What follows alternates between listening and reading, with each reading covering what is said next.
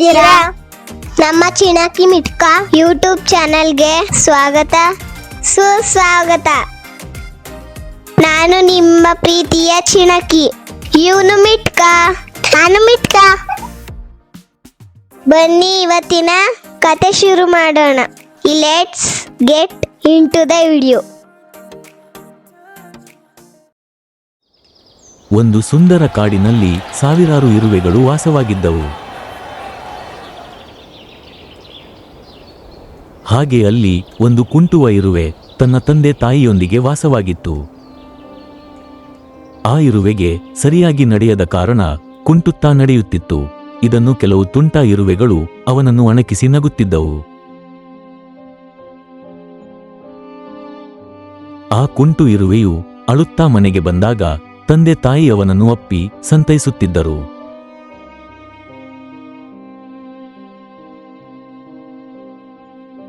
ಆ ಕುಂಟ ಇರುವೆಯು ವೇಗವಾಗಿ ದೋಣಿ ಓಡಿಸುವ ಪ್ರಾವೀಣ್ಯತೆಯನ್ನು ಹೊಂದಿತ್ತು. ಅದು ಪ್ರತಿದಿನ ದೋಣಿ ಓಡಿಸಿ ಸಂತೋಷ ಪಡುತ್ತಿತ್ತು. 4 ತುಂಟ ಇರುವೆಗಳು ಏನೂ ಕಾರಣವಿಲ್ಲದೆ ಆ ಕುಂಟ ಇರುವೆಯನ್ನು ಗೇಲಿ ಮಾಡುತ್ತಾ ಸುಮ್ಮನೆ ಬೈಯುತ್ತಿದ್ದರು. ಆ ಕುಂಟ ಇರುವೆ, ನಾನು ನಿಮ್ಮ ಗೆಳೆಯ, ನನ್ನನ್ನು ಹೀಗೆ ಅಪಹಾಸ್ಯ ಮಾಡಬೇಡಿ ಎಂದು ಎಷ್ಟೇ ಕೇಳಿಕೊಂಡರು. ನಿನಗೆ ಒಂದಲ್ಲ ಒಂದು ದಿನ ಸರಿಯಾಗಿ ಮಾಡುತ್ತೇವೆ ಎಂದು ಎಚ್ಚರಿಕೆ ಕೊಟ್ಟು ಅಲ್ಲಿಂದ ಹೊರಟವು. ತಲೆಕೆಡಿಸಿಕೊಳ್ಳದ ಕುಂಟೆ ಇರುವೆ ತನ್ನ ತಂದೆ ತಾಯಿಯೊಂದಿಗೆ ಸಂತೋಷವಾಗಿತ್ತು. ಹೀಗೆ ಪ್ರತಿದಿನ ದೋಣಿ ಓಡಿಸುತ್ತಾ ಖುಷಿಯಿಂದ ಕಾಲ ಕಳೆಯುತ್ತಿತ್ತು.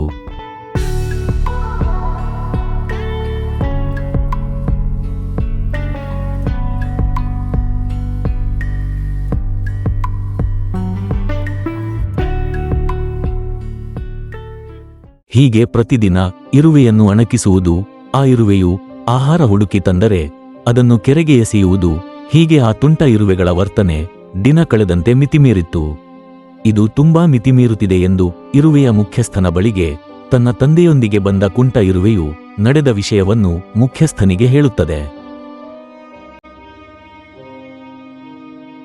ಮುಖ್ಯಸ್ಥ, ನಾನು ಅವರಿಗೆ ಸರಿಯಾಗಿ ಬುದ್ಧಿ ಕಲಿಸುತ್ತೇನೆ, ನೀನೇನು ಚಿಂತಿಸಬೇಡ ಎಂದು ಕುಂಟ ಇರುವೆಯನ್ನು ಅಪ್ಪಿಕೊಂಡು ಸಂತೈಸುತ್ತದೆ.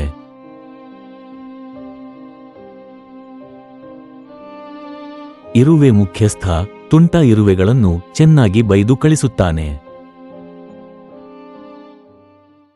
ಇದರಿಂದ ಕೋಪಗೊಂಡ ಒಂದು ಇರುವೆ, ಕುಂಟ ಇರುವೆ ಕೆರೆಯ ಪಕ್ಕದಲ್ಲಿ ನಿಂತಿರುವಾಗ ಅಲ್ಲಿಗೆ ಬಂದು ಅವನನ್ನು ಚೆನ್ನಾಗಿ ಬೈಯುತ್ತದೆ.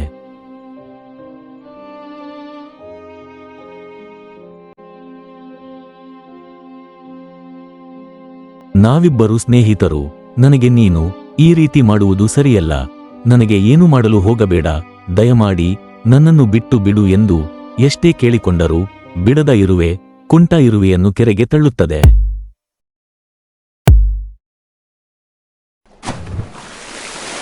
ಕುಂಟ ಇರುವೆ ಕೆರೆಯಲ್ಲಿ ಒದ್ದಾಡುತ್ತದೆ. ಅದನ್ನು ನೋಡಿದ ಇತರ ಇರುವೆಗಳು ಅಣಕಿಸಿ ನಗುತ್ತಿರುತ್ತವೆ. ಅಷ್ಟರಲ್ಲಿ ಅಲ್ಲಿಗೆ ಬಂದ ಕುಂಟ ಇರುವೆಯ ತಂದೆ ನೀರಿನಲ್ಲಿ ಧುಮುಕಿ ಅವನನ್ನು ಕಾಪಾಡುತ್ತದೆ. ಹಾಗೆ ಅವನನ್ನು ಅಪ್ಪಿ ಸಂತೈಸುತ್ತಾನೆ. ತಾಯಿಯೂ ಕೂಡ ಕುಂಟ ಇರುವೆಯನ್ನು ಅಪ್ಪಿ ಸಮಾಧಾನ ಮಾಡುತ್ತಾಳೆ.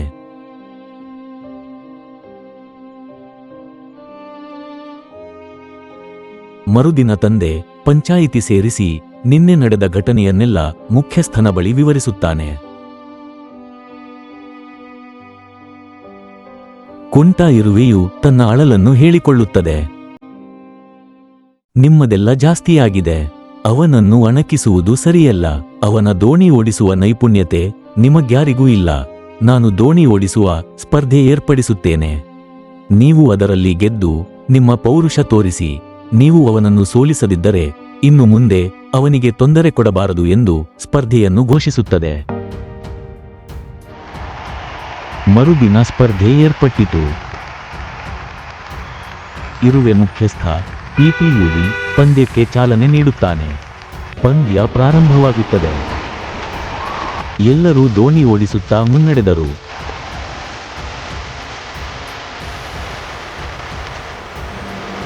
ಹೀಗೆ ಎಲ್ಲವೂ ಸುಗಮವಾಗಿ ನಡೆಯುತ್ತಿತ್ತು.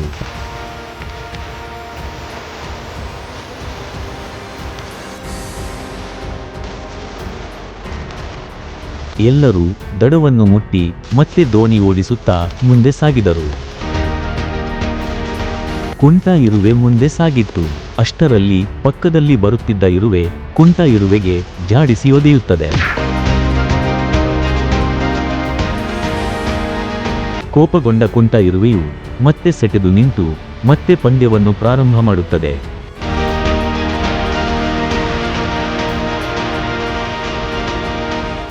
ವೇಗವಾಗಿ ಚಲಿಸುತ್ತಾ ಒಬ್ಬೊಬ್ಬರನ್ನಾಗಿ ಹಿಂದೆ ಹಾಕುತ್ತಾ ದೋಣಿ ಓಡಿಸುತ್ತಾ ಗುರಿಯ ಕಡೆಗೆ ಸಾಗುತ್ತದೆ.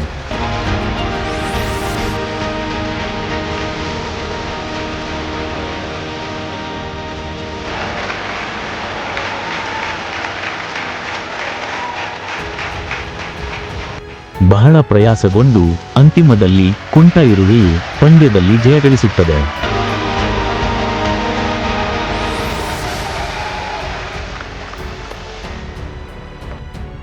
ಕುಂಟ ಇರುವೆಯನ್ನು ನೀರಿಗೆ ತಳ್ಳಿದ್ದ ಇರುವೆಯು ಕ್ಷಮೆ ಕೋರಿ ಕುಂಟ ಇರುವೆಯನ್ನು ತಬ್ಬಿಕೊಳ್ಳುತ್ತದೆ. ಎಲ್ಲರಿಗೂ ಅವರದ್ದೇ ಆದ ಸಾಮರ್ಥ್ಯವಿರುತ್ತದೆ. ಇನ್ನು ಮುಂದೆ ಯಾರನ್ನೂ ಅಣಕಿಸಬೇಡಿ ಎಂದು ಹೇಳುತ್ತದೆ. ಇನ್ನು ಮುಂದೆ ಯಾರೂ ಯಾರನ್ನು ಅಣಕಿಸಿ ಯಾರಿಗೂ ಅವಮಾನ ಮಾಡಬಾರದು. ಹಾಗೆಯೇ ಎಲ್ಲರೂ ಒಗ್ಗಟ್ಟಾಗಿ ಒಂದಾಗಿ ಬದುಕಬೇಕು ಎಂದು ಹೇಳಿ ಕುಂಟ ಇರುವೆಗೆ ಪದಕವನ್ನು ತೊಡಿಸುತ್ತದೆ. ಎಲ್ಲ ಇರುವೆಗಳು ಚಪ್ಪಾಳೆ ತಟ್ಟುತ್ತವೆ.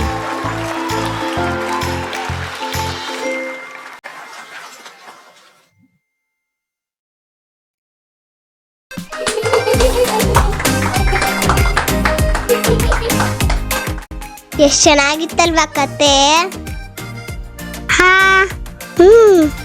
ಈ ವಿಡಿಯೋ ನಿಮಗೆ ಇಷ್ಟವಾದರೆ ಪ್ಲೀಸ್ ಒಂದು ಲೈಕ್ ಕೊಡಿ. ನಮ್ಮ ಚಾನಲ್ಗೆ ಸಬ್ಸ್ಕ್ರೈಬ್ ಮಾಡಿ, ವಿಡಿಯೋವನ್ನು ಶೇರ್ ಮಾಡಿ. ಪ್ಲೀಸ್ ಒಂದು ಲೈಕ್ ಕೊಡಿ. ಮುಂದಿನ ವಿಡಿಯೋದಲ್ಲಿ ಭೇಟಿ ಆಗ್ತೀವಿ. ಅಲ್ಲಿವರೆಗೂ ನಾನು ಚಿನಕಿ, ಇವನು ಮಿಟ್ಕ. ಬಾಯ್ ಬಾಯ್ ಬಾಯ್.